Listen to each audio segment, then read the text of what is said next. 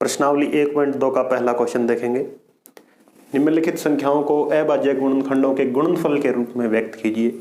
कुछ संख्याएं दी हैं, इनके गुणनखंड करने हैं। गुणनखंड क्या होने चाहिए? अभाज्य। और फिर चेक करना है कि क्या उनकी गुणा वापस यही संख्याएं बनती हैं। तो आइए देखते हैं।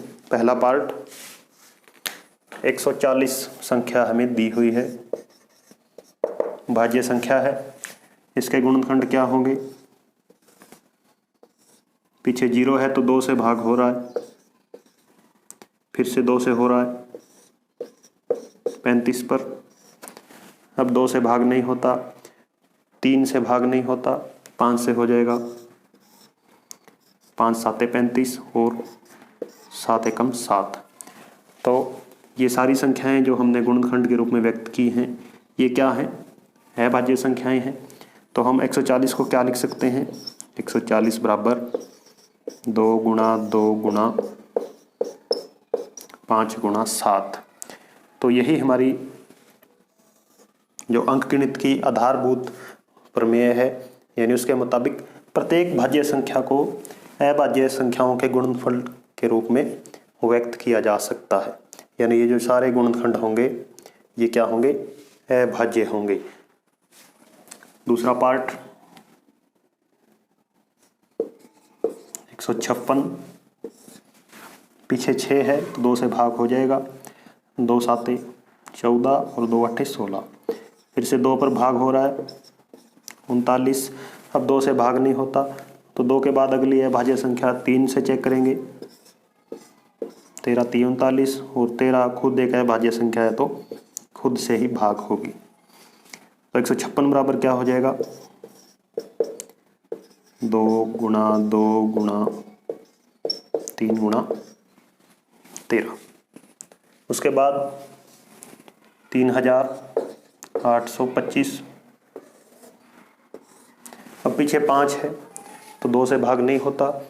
तो इन सवालों को करने के लिए आपको जो विभाजकता के नियम है वो भी आने चाहिए कि कौन सी संख्या 2 से भाग होती है, 3 से होती है, 5 से होती है। वो नियम हम छोटी क्लासों के अंदर पढ़ चुके हैं। तो अब 3 पर चेक करते हैं। 3 पर चेक करने का नियम क्या होता है कि इन संख्याओं का जोड़ 3 से भाग होना चाहिए। 3 और 8 11, 11 और 2 13 और 5 18, 3 6 18। तो 3 से भाग हो जाएगी।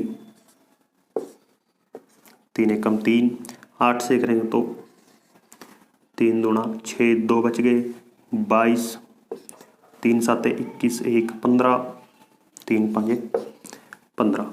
फिर से चेक करते हैं कि क्या 3 से हो रही है। 1 और 2 3 और 7 10 और 5 15, 3 से हो रही है। 3 चौके 12, 425। अब फिर देखेंगे क्या 3 पर हो रही है। 4 और 2 6 और 5 11, 11 3 के पहाड़े में नहीं आता। तो अब ये 3 से भाग नहीं हो रही।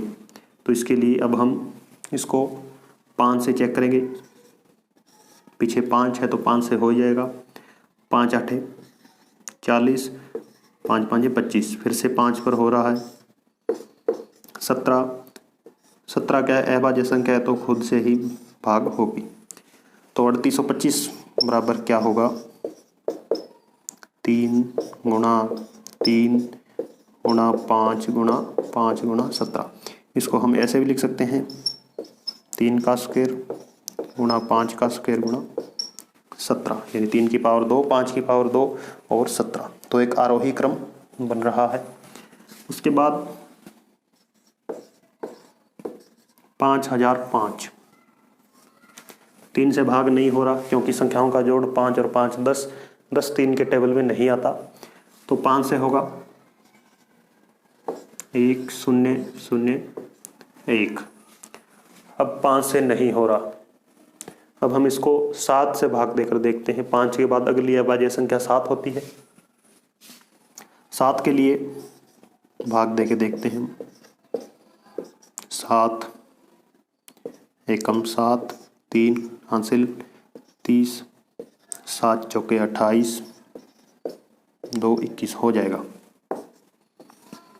तो 7 एकम 7, 7 चौके 28 और 3 143 पर गया है।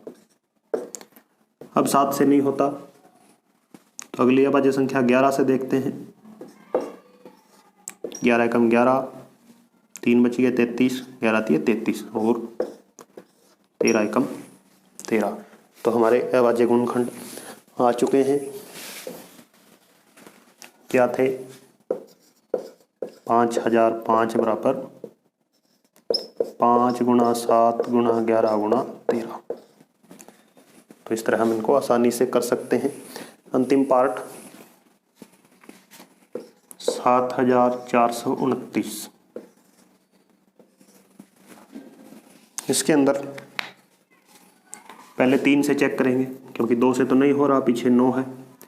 9 2 11, 7 18 और 4 22, 3 से भी नहीं हो रहा। 7 से चेक करेंगे। 7 एकम 7, 7 6 42, पीछे 9 है तो 7 से भी नहीं हो रहा। 11 से चेक करते हैं, यानी 7429 को 11 से जब भाग देते हैं, 11 6 66, 8 82, 11 7 77, 5 59, 11 से भी नहीं हो रहा। तो अगली अभाज्य संख्या 13 है 11 के बाद। तो अब 13 से चेक करते हैं। 13 5 65, 9 बच गए, 9 और 2 92, 13 7 91, 1 19। तो 13 से भी भाग नहीं हो रही। 13 के बाद अगली अभाज्य संख्या 17 होती है। 17 से करेंगे जब, 17 का पहाड़ा 74 तक पढ़ेंगे तो 17 3 51, 17 चौके 68 हासिल बच चुकी है 6 और यहाँ हो गए 62, 17 3 51, 11 बच गए और 119, 17 7 119। तो 17 पर ये पूरा चला गया है। दोबारा देखते हैं क्या फिर से 17 पर जा रहा है। तो 17 दूने 34, हासिल बच गए 9 97। तो 17 से नहीं हो रहा। अगली अभाज्य संख्या क्या है? 19। 19 से देखते हैं। 19 दूना 38, 5 और 57 हो गए, 19 30 57। 23 पर 23 पूरा चला गया, यानी 7429 के गुणनफल क्या है? 17 गुणा 19 गुणा 23। तो इस तरह हमने पहला पार्ट कवर किया है। चीज़ें ध्यान क्या रखनी है कि इधर जिससे भी हम भाग दें वो क्या होनी चाहिए? अभाज्य संख्या होनी चाहिए। उसके बाद बारी बारी से हम करते जाएंगे। तो ये पहला पार्ट, पहला क्वेश्चन कंप्लीट हो गया है। नेक्स्ट क्वेश्चन देखते हैं।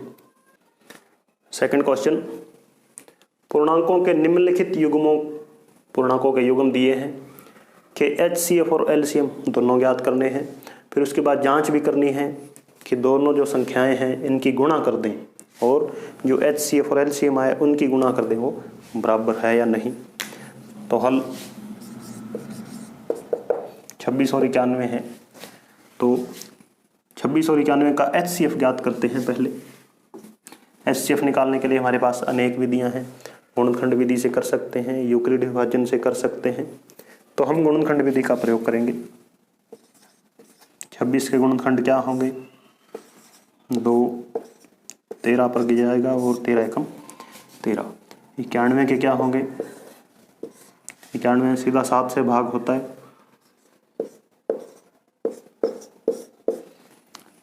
तो 26 के गुणनखंड क्या थे? 2 गुणा 13। 91 के क्या थे? 7 गुणा 13। तो HCF क्या होता है? जो संख्याएं दोनों के अंदर उभयनिष्ठ होती है, कॉमन होती है। HCF क्या आया है? 13। और LCM निकालने के लिए हम क्या करते हैं कि जो कॉमन होता है उसको एक बार लिखते हैं और बाकी में सबसे बड़ी घात लेते हैं। यानी 2 की सबसे बड़ी घात 1 है तो 2 हो जाएगा। 7 एक बार ही है तो एक बार ही। इनकी गुणा क्या हो जाएगी? 7 दूने 14, 14 गुणा 13 कितना हो जाएगा? 182। अब हम जांच करते हैं। जांच के लिए पहले दोनों संख्याओं का गुणनफल, दोनों संख्याओं का गुणनफल बराबर, संख्याएं क्या है 26 और 91, 26 से कम 26 तो हासिल, 26 निम्न 234 और 2 तो 2366। दूसरा हिस्सा क्या है हमारे पास, HCF गुणा LCM। HCF क्या आया था 13 और LCM 182, 13 गुणा 182, 13 दुना 26, 2 हासिल, 13 अट्ठे 104 और 2 106, 10 हासिल, 13 कम 13 और 10 23। तो हम लिख सकते हैं हाँ दोनों संख्याओं का गुणनफल बराबर है HCF गुणा LCM के। तो ये पहला पार्ट। दूसरा पार्ट देखते हैं।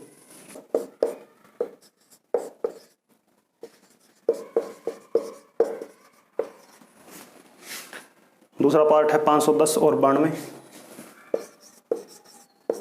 तो पहले HCF निकालते हैं। HCF निकालने के लिए फिर से हम गुणनखंड करेंगे। 2 से भाग हो रहा है, 2 दूनी 4, 1 हासिल 11, 2 5 10 और 2 5 10, 255। 5 5 10 2 12 यानी 3 से भाग हो रहा है, 3 8 24, 1 हासिल 15 हो गए, 3 5 15, 5 से भाग हो रहा है, 17 और 17 से हो रहा है। 92 के 2 से भाग करेंगे 46, 2 से करेंगे 23, 23 से करेंगे 1। तो HCF क्या होगा, यानी 510 के बराबर क्या था 2 गुणा 3 गुणा 5 गुणा 17। 92 के बराबर क्या है 2 गुणा 2 गुणा 23। तो HCF क्या है, यानी कॉमन क्या है दोनों के अंदर, केवल 1 2 ही है।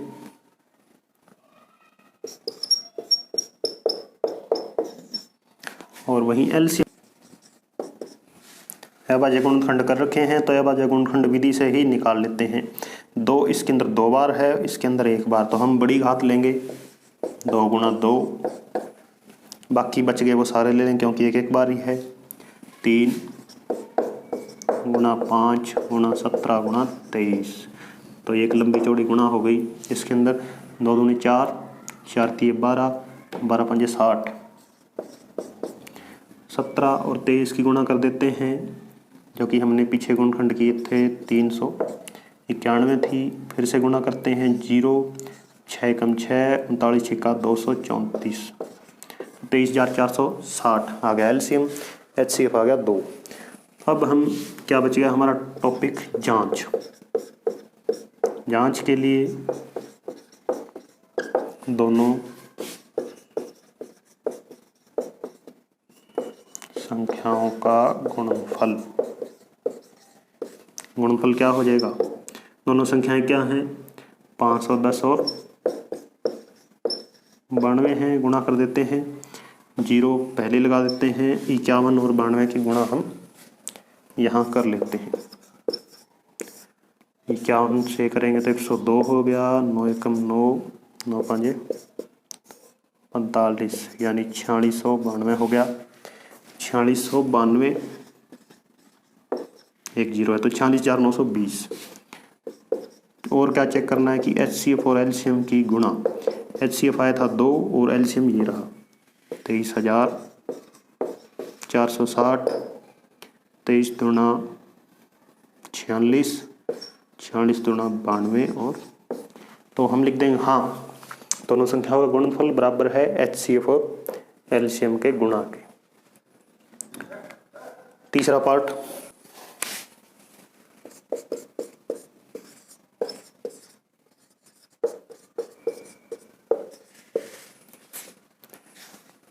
तीसरा पार्ट 336 और 54। तो 336 के हम गुणनखंड कर देते हैं, 2 से भाग करेंगे 336 को, 16 दूना 32, 168, 2 पर जाएगा 84, फिर 2 पर जाएगा 42, फिर 2 पर 21, फिर 3 पर 7 7 1। तो 336 के हो गए। अब 54 की बारी है।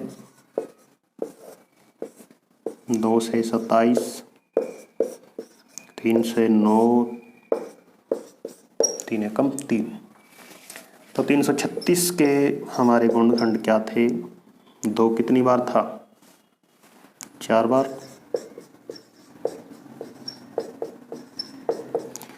3 और 7।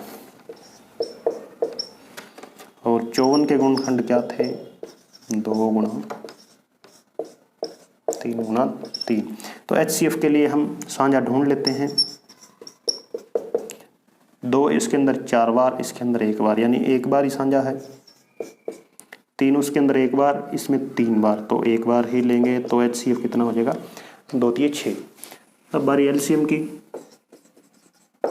LCM के लिए इसके अंदर 2 4 बार है और इसके अंदर 1 बार, तो हमें ज़्यादा बार वाला लेना है, यानी 4 बार।